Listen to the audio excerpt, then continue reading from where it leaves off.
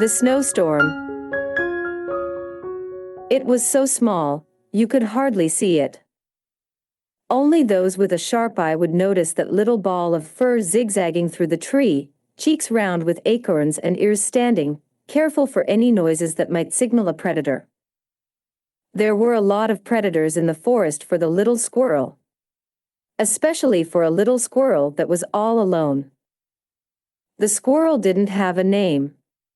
His family hadn't lived long enough for that. All the squirrel knew was that the fire had taken them away. There were a lot of fires in the forest, and the squirrel had to move. For a while, things were okay. The squirrel did what was expected of him, what he was supposed to do. He searched for acorns. He kept them safe in holes in the dirt all over the forest, and he was always careful to remember. He remembered his brothers and sisters who taught him how to hide their acorns, always forgetting where they put them, and he always had to find them. Most of the time they lost the acorns anyway, but it was always funny. The squirrel misses his family. It can get really lonely, preparing for winter all alone.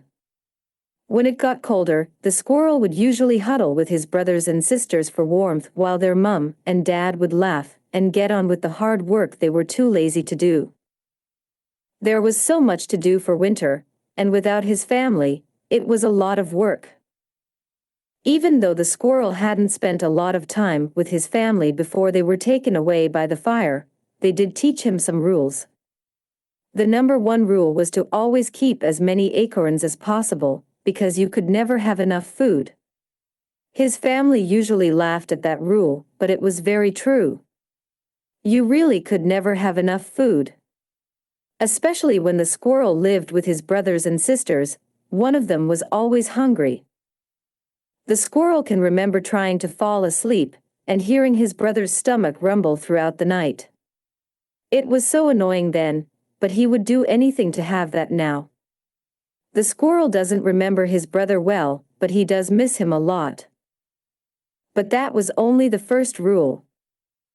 The second most important rule was to never ever trust humans. The squirrel had thought it was a joke, because whenever he saw humans they were always running away, squealing. Sometimes they would hold their shiny rectangles at him, and a light would flash, confusing him. Then they would just walk away. But then the humans burned down the forest his family lived in, and nothing had ever been the same. He would never forgive humans. He lost his family because of them, and he had a big scar along the side of his body where his fur was missing to remember all the damage they'd done. If the squirrel was sure about anything, it was that humans were bad. And then it happened. Winter came, but this winter was worse than usual. It wasn't the same forest after all, so of course it would be different. But it was freezing. The squirrel's fur was frozen, and he could hardly move. The wind felt sharp, and it was loud, making it hard to look out for predators. Not even the acorns the squirrel had saved could help. For a moment, the squirrel was sure he was going to die. He was so scared. And he was terrified when he opened his eyes what felt like hours later, sore all over and so cold.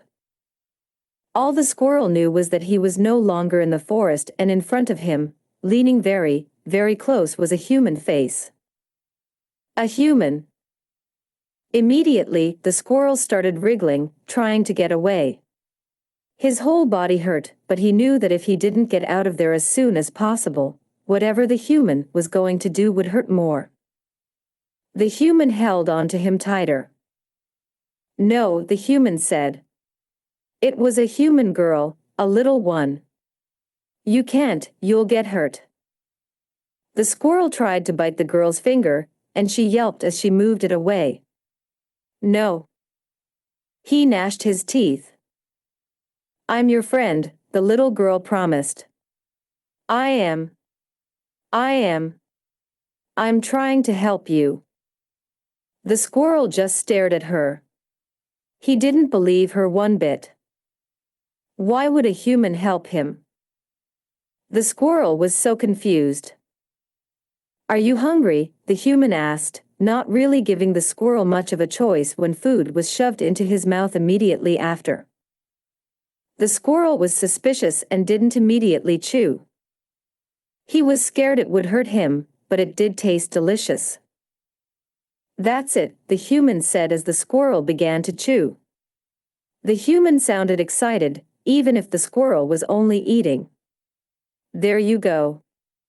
Doesn't that feel better? I'm Ida, by the way. The squirrel stared at the human, puzzled. Did it expect him to talk back? The human laughed anyway. I'm going to call you Larry. What do you think, Larry? Do you like your new name?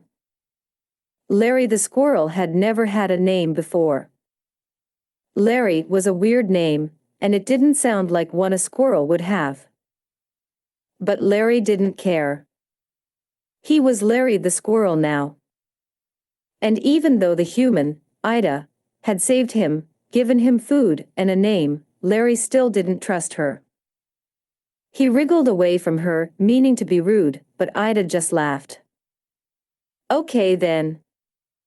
Over the next few days, Larry was waiting for Ida to hurt him. He didn't trust her one bit. He even tried to bite her a few times, and only succeeded once. She'd laughed it off every time like he was joking and then left him alone, saying that's okay, we have heaps of time to be friends. Larry wasn't sure he wanted to be Ida's friend, even if Ida was nice. Did Ida want something back from him? What could he give her to tell her he was grateful? Acorns.